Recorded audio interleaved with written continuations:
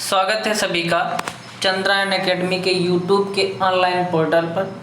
आप देख रहे थे सीटेट 2020 से रिलेटेड महत्वपूर्ण क्वेश्चनों की श्रृंखला, जिसमें आप सीडीपी कर रहे हैं। सीडीपी का मतलब child development and pedagogy. Practice set ये 22 प्रैक्टिस सेट नंबर है और लगातार हम ऐसी क्वेश्चनों की सीरीज़ दे रहे हैं जो सीटेट में एज इट इज़ फंसते रहते हैं। देखेंगे ये सीरीज़। अगर मेरे क्लास 22 है ये, अगर मेरे चैनल पे नए हैं तो चैनल को सब्सक्राइब करें, शेयर करें, बेल आइकन को भी दबाएं, लाइक करें।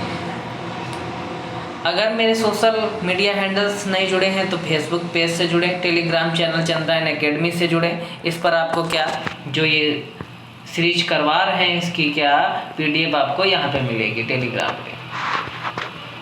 देखेंगे पहला क्वेश्चन, विभेदित निर्देश है छात्र की ज़रूरतों को पूरा करने के लिए विभिन्न प्रकार के समूहों का उपयोग करना, कक्षा के प्रत्येक छात्र के लिए कुछ अलग करना, अव्यवस्थित या अनुशासनहीन छात्र गतिविधि, उन समूहों का उपयोग करना जो कभी नहीं बदलते। डिफरेंटिएटेड स्ट्रक्चर इज, जो डिफरेंटिएट विभेदित निर्देश है वो क्या है, इसका राइट आंसर बताएंगे। तो इसका राइट आंसर क्या होगा, ऑप्शन नंबर फर्स्ट होगा इसका राइट आंसर कि क्या छात्र की ज़रूरतों को पूरा करने के लिए विभिन्न प्रकार के समूहों का उपयोग करना। अगर कोई बच्चा, छात्र में कई बच्चे हैं, 20-22 बच्चे हैं, तो क्या उनको ज़रूरतों का अगर पूरा करना है तो उनको समूहों में डिवाइड करके उनको सिखाया जाए। Using a variety of grouping to meet students needs, उनकी आवश्यकताओं के अनुसार उन्हें क्या ग्रुपिंग में डिवाइड किया जाए। क्वेश्चन नंबर देखेंगे 2, बच्चे डैश तेजी से जब वे गतिविधि में शामिल होते हैं तो जो डैश लगते हैं। क्या ऑप्शन नंबर फर्स्ट है भूल जाओ एक कक्षा में उपयोगी, ऑप्शन नंबर बी है याद केवल उनके क्लास वर्क के साथ जुड़ा हुआ, ऑप्शन नंबर सी याद रखना सांस्कृतिक रूप से तटस्थ, और ऑप्शन नंबर डी है जाने वास्तविक जीवन में उपयोगी। तो ऑप्शन नंबर 2 का राइट आंसर बताएंगे क्या होगा। तो क्या हमने कई चीज़ें बताई थी आपको कि निगेटिव आंसर कैसे हटाना है पेडागॉजी में। तो भूल जाओ, फॉरगेट, ये ऑप्शन नहीं होगा, भूल जाना किसी को नहीं है। और recall, linked with the class work, याद रखना, याद करना, ये भी पेडागॉजी में राइट गलत आंसर होता है। याद करना, रटना, मेमोराइजेशन, ये देखो याद करना, ये भी गलत आंसर होगा। तो क्या राइट आंसर क्या होगा, option number D, learn useful in real life, मतलब जाने वास्तविक जीवन में क्या उपयोगी है, वही बच्चे फर्स्ट ऑप्शन बॉक्स में जाने दूसरी तेजी से बहुजीवी गतिविधि में शामिल होते हैं जो वास्तविक जीवन में उपयोगी लगते हैं, ये इसका राइट आंसर होगा। क्वेश्चन नंबर देखेंगे 3, socialisation includes cultural transmission and, जो समाजीकरण है में सांस्कृतिक संचार शामिल है। तो ऑप्शन नंबर फर्स्ट है क्या विद्रोह को हतोत्साहित करता है, या ऑप्शन नंबर बी है व्यक्तिगत व्यक्तित्व का विकास करता है, या ऑप्शन नंबर सी है बच्चों को लेबल में फिट करता है, ऑप्शन नंबर डी है भावनात्मक समर्थन प्रदान करता है। तो socialisation includes cultural transmission and, क्या इसका राइट आंसर बताएंगे आप, क्या होगा ऑप्शन नंबर 3 का। तो ऑप्शन नंबर 3 का जो राइट आंसर होगा वो ऑप्शन नंबर बी होगा। क्या होगा, व्यक्तिगत व्यक्तित्व का विकास, डेवलपमेंट ऑफ इंडिविजुअल पर्सनैलिटी। जो सोशलाइजेशन होता है, समाज जैसे क्लास में बच्चे हैं तो क्या है उनका इंडिविजुअल व्यक्तिगत, क्या बच्चे में क्या दिक्कत है, क्या प्रॉब्लम है, उसको व्यक्तिगत व्यक्तित्व का विकास करना, उसको जानना क्या उसमें कमी है, उसको दूर करना और उसको सही करना। क्वेश्चन नंबर देखेंगे 4, 2 छात्र एक ही पैसेज पढ़ते हैं और फिर भी इसके अर्थ की पूरी तरह से अलग व्याख्या तैयार करते हैं। निम्नलिखित में से कौन सा उनके बारे में सच है, बताएंगे क्या सच है। यह संभव नहीं है कि छात्रों को उत्तीर्ण होने की आवश्यकता है, यह संभव है क्योंकि शिक्षक ने उत्तीर्ण होने की व्याख्या नहीं की, यह संभव है क्योंकि विभिन्न कारक व्यक्तियों के विभिन्न तरीकों से सीखने को प्रभावित करते हैं। ऑप्शन नंबर डी है यह संभव नहीं है क्योंकि सीखना अर्थ निर्माण नहीं है। तो क्वेश्चन नंबर 4 का राइट आंसर बताएंगे आप क्या होगा। जो क्वेश्चन नंबर 4 का है उसका राइट आंसर क्या होगा, ऑप्शन नंबर सी इसका राइट आंसर होगा। यह संभव है क्योंकि विभिन्न कारक व्यक्तियों के विभिन्न तरीकों से सीखने को प्रभावित करते हैं। क्या करते हैं, सीखने को प्रभावित करते हैं। देखेंगे question number 5। According to the national curriculum framework 2005 learning is dead S and dead S in nature actor. राष्ट्रीय पाठ्यचर्या की रूपरेखा 2005 के अनुसार अधिगम डेड एस और इनका वर्ण है। क्या है? सक्रिय सामाजिक है, निष्क्रिय सरल है, निष्क्रिय सामाजिक है, सक्रिय सरल है। जो एनसीएफ है, ये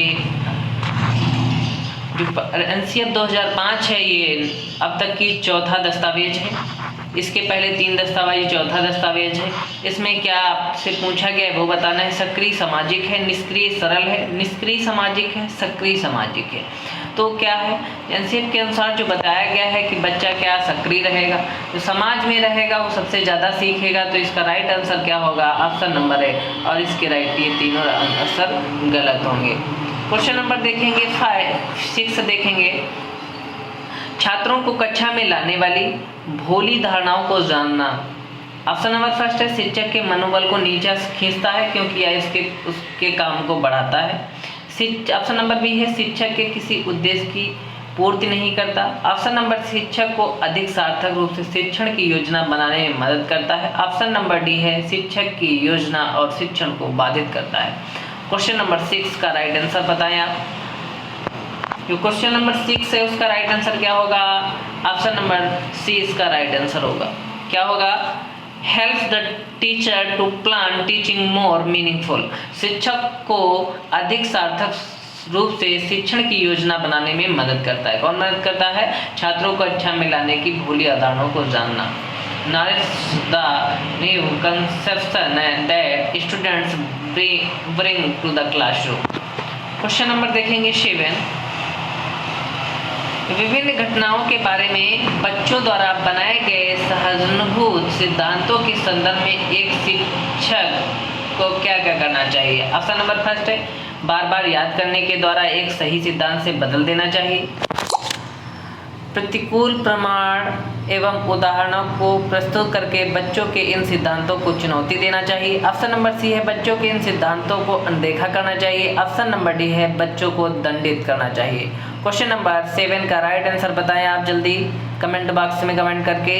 क्वेश्चन नंबर 7 का राइट आंसर, क्वेश्चन नंबर 7 का राइट आंसर होगा ऑप्शन नंबर बी। क्या होगा? कि should be changed by presenting counter evidence and example. प्रतिकूल प्रमाण एवं उदाहरणों की प्रस्तुत करके बच्चों के इन सिद्धांतों को चुनौती देनी चाहिए। क्वेश्चन नंबर देखेंगे 8। मीनिंगफुल लर्निंग है वो क्या है? सार्थक अधिगम है। क्या है? ऑप्शन नंबर फर्स्ट है उत्तेजना है और प्रतिक्रिया के बीच संबंध है। ऑप्शन नंबर बी है वयस्कों और अधिक सक्षम साधकों की नकल है। ऑप्शन नंबर सी है दी गई जानकारी का निष्क्रिय प्राप्त करना है। ऑप्शन नंबर डी है व्यक्तिगत अनुभव से ज्ञान संरचनाओं का सक्रिय निर्माण। क्वेश्चन नंबर 8 का राइट आंसर बताएं आप जल्दी। क्वेश्चन नंबर 8 का राइट आंसर, इसका राइट आंसर होगा ऑप्शन नंबर 4। क्या है? Active creation of knowledge structure from personal experience. व्यक्तिगत अनुभव से ज्ञान संरचनाओं का सक्रिय निर्माण। लर्निंग क्या है? व्यक्तिगत अनुभव से ज्ञान संरचनाओं का सक्रिय निर्माण है। क्वेश्चन नंबर देखेंगे 9। निम्नलिखित में से कौन प्रभावी छात्र सीखने के लिए शिक्षक के प्राथमिक कार्यों में से एक नहीं है? प्राथमिक कार्यों में से एक नहीं वो बताना। नेगेटिव आंसर पे, नेगेटिव जो क्वेश्चन होते हैं उस पर विशेष ध्यान देना है। नहीं है आपसे ये पूछा गया है तो इस पे ध्यान देंगे। नहीं है आपसे वो पूछा गया। ऑप्शन नंबर फर्स्ट है छात्रों को सूचनात्मक तरीके से सूचना प्रेषित करना। ऑप्शन नंबर बी उन धारणाओं को जानना जो छात्र कक्षा में लाते हैं। ऑप्शन नंबर छात्रों को उच्च कक्ष पूछताछ का जवाब देने की जरूरत है। ऑप्शन नंबर डी है छात्रों को प्रयास द्वारा अपनी स्वयं की सीखने की निगरानी और सुधार करने का तरीका सीखना। तो क्वेश्चन नंबर 9 का राइट आंसर बताएं।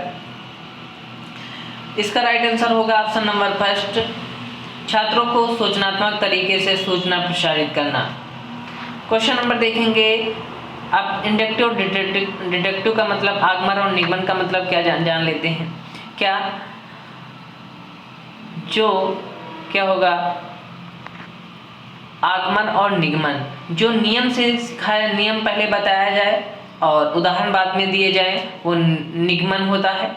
और जिसमें एग्जाम्पल पहले बताए जाए, नियम बाद में वो आगमन होता है। तो क्या है, जैसे ये परिभाषा बता दी गई नाउन की, तो क्या है, ये नियम है, पहले नियम बताया प्रमुसा, फिर उसके बाद एग्जाम्पल दिए गए।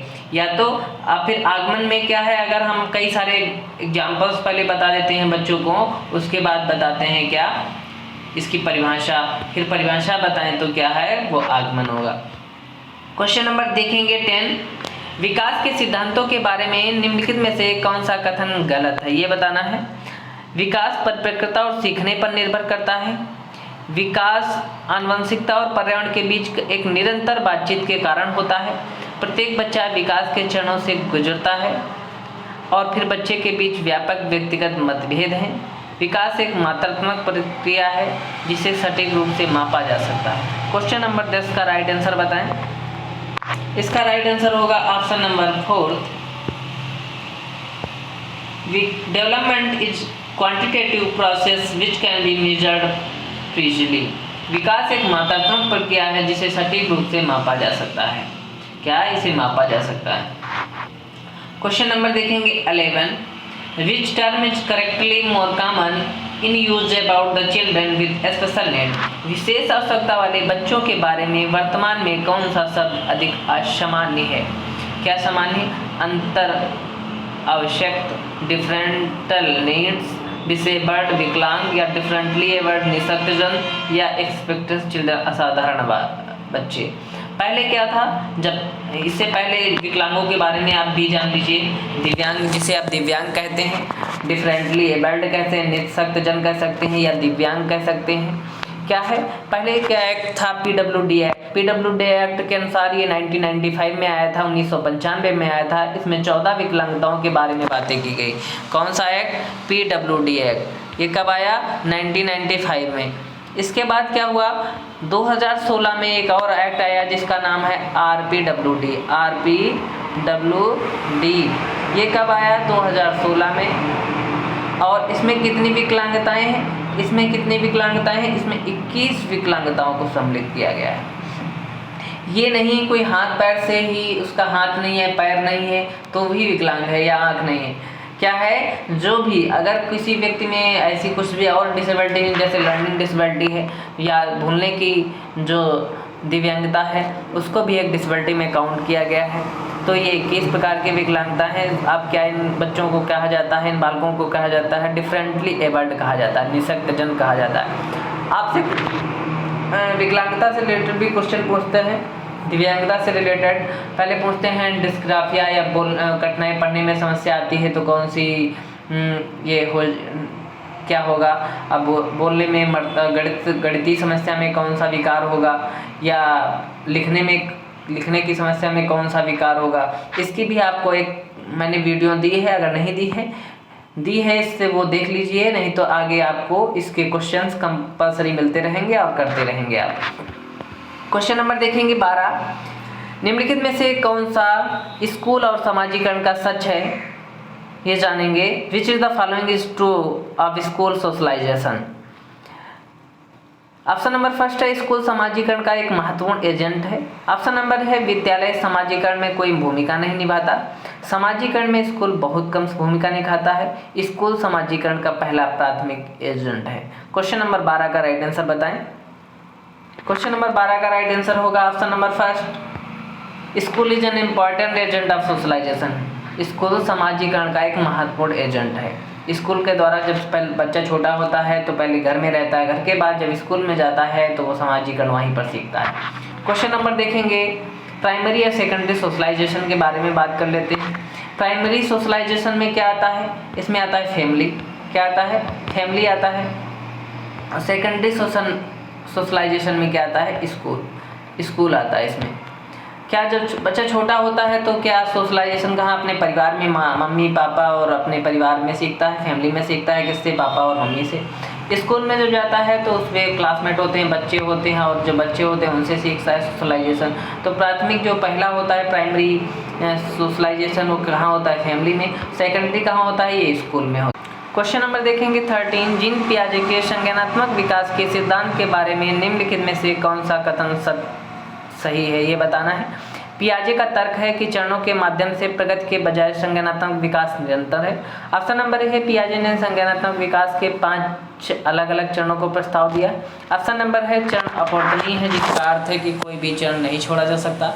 ऑप्शन ने बच्चों के सांस्कृतिक संदर्भ के अनुसार चरणों का क्रम अलग अलग हो सकता है। तो इसका राइट आंसर बताएंगे क्या होगा। पहली बात तो ये जान लीजिए कि पियाजे ने कितने चरण दिए हैं, 5 चरण। तो इस ऑप्शन नंबर बी में बताया 5 चरण है, तो ये गलत है। ऑप्शन नंबर क्या होगा, पियाजे ने 4 चरण बताए, 5 नहीं बताए। क्वेश्चन नंबर अब ये बी गलत हो गया। उसके बाद जो पियाजे थे उन्होंने क्या कहा है कि हर बच्चा, प्रत्येक बच्चा हर स्टेज से होकर गुजरता है। ऐसा नहीं है कि कोई स्टेज वो छोड़ दे। बच्चा चलना सीखता है, उसके बाद वह अनुकरण करता है, अनुकरण के बाद वह क्या उसके व्यवहार में परिवर्तन होता है। कि चरणों को उन्होंने हर चरण में एक बच्चे की एक्टिविटीज बताई गई हैं उनको। तो क्या है, चरण अपवर्तनीय है। राइट आंसर क्या ऑप्शन नंबर सी होगा, जिसका अर्थ है कि कोई भी चरण ऐसा नहीं है जो छोड़ा जा सकता है। क्वेश्चन नंबर देखेंगे 14। जीन पियाजे द्वारा प्रस्तावित संरक्षण की अवधारणा का अर्थ है। ऑप्शन नंबर फर्स्ट, वन जीव और वनों की रक्षा करना महत्वपूर्ण है। ऑप्शन नंबर कुछ भौतिक गुण तब भी बने रहते हैं जब बाहरी दिखावे में बदलाव होता है। ऑप्शन नंबर सी है, एक व्यवस्थित रूप से परिकल्पना का परीक्षण करके सही निष्कर्ष पहुंचा जा सकता है। ऑप्शन दूसरों के दृष्टिकोण को ध्यान में रखते हुए महत्वपूर्ण संज्ञानात्मक क्षमता है। तो क्वेश्चन नंबर 14 का राइट आंसर बताएं। इसका राइट आंसर होगा ऑप्शन नंबर बी, कुछ भौतिक गुण तब भी बने रहते हैं जब बाहरी दिखावे में बदलाव होता है। क्वेश्चन नंबर 15 जो आपका लास्ट क्वेश्चन है। अकॉर्डिंग टू लेव वाइगोस्की के अनुसार वयस्कों और साथियों के साथ बातचीत भाषा के विकास को प्रभावित नहीं करता। Option number first. Option number B, भाषा के विकास से मानव की सोच में बदलाव आता है। ऑप्शन नंबर सी, संस्कृत भाषा के विकास में बहुत छोटी भूमिका निभाती है। ऑप्शन नंबर डी, बच्चे भाषा अधिग्रहण डिवाइस के माध्यम से भाषा सीखते हैं। 15 का राइट आंसर बताएं। तो 15 का राइट आंसर ऑप्शन नंबर क्या होगा, बी होगा। भाषा के विकास से मानव की सोच में बदलाव आता है। क्या होता है, language development changes the nature of human thought. लेव वाइगोस्की के अनुसार जो भाषा के विकास से मानव की सोच में क्या बदलाव आता है। अगर सोशल हैंडल्स से मेरे नहीं जुड़े हैं तो टेलीग्राम से जुड़ जाइए। इसमें क्या इस जो हमने ये वीडियो पढ़ाई है इसकी क्या होगी, आपको PDF इसी चैनल पे, इसी टेलीग्राम चैनल पे मिलेगी। अगर चैनल पर नए हैं तो चैनल को सब्सक्राइब करें, बेल आइकन को भी दबाएं और अपने 5 दोस्तों को शेयर भी करें और लाइक भी करें। और कमेंट बॉक्स में कमेंट करके ये भी बताएं कि आपको 15 क्वेश्चन में आपके कितने नंबर आए। Thanks for watching Chandrayaan academy.